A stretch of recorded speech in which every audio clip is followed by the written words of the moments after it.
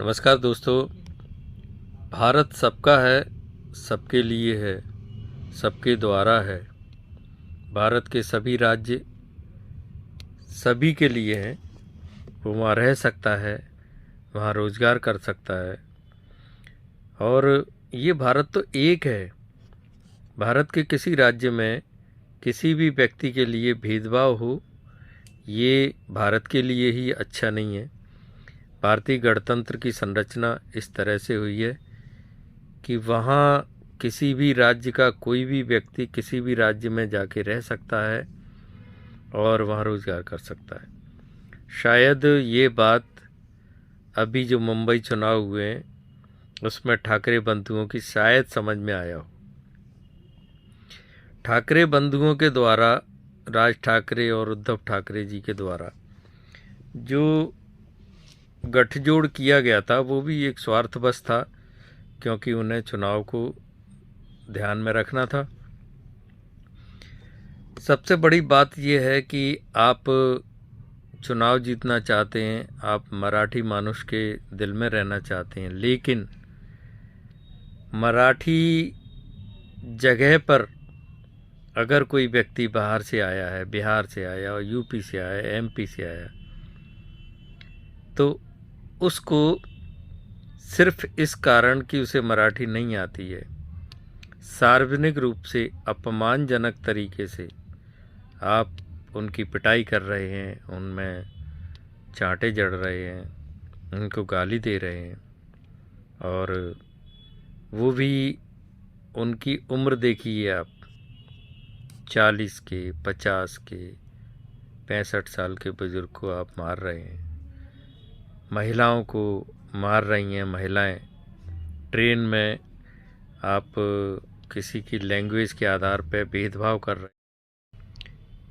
एक तो ऐसे बुजुर्ग थे, बुजुर्ग मान लें, अधेड़ मान लें उनको, जो बहुत सालों से, 25 साल से वहाँ पर अपना प्रतिष्ठान चला रहे हैं मुंबई में।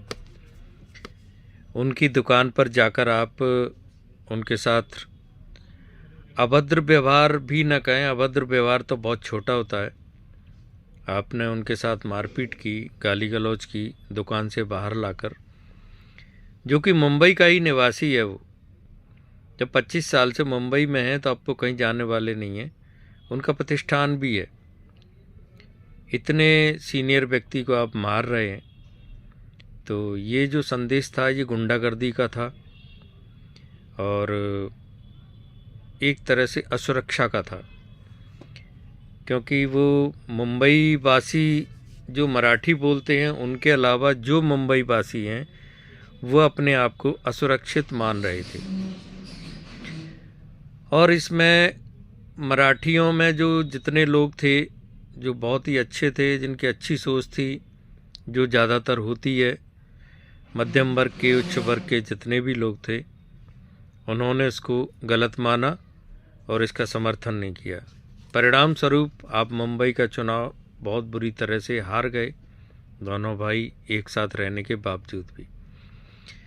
संदेश यही है कि अगर आप गलत जाते हैं, दिग्भ्रमित होते हैं, तो परिणाम तो आना ही था।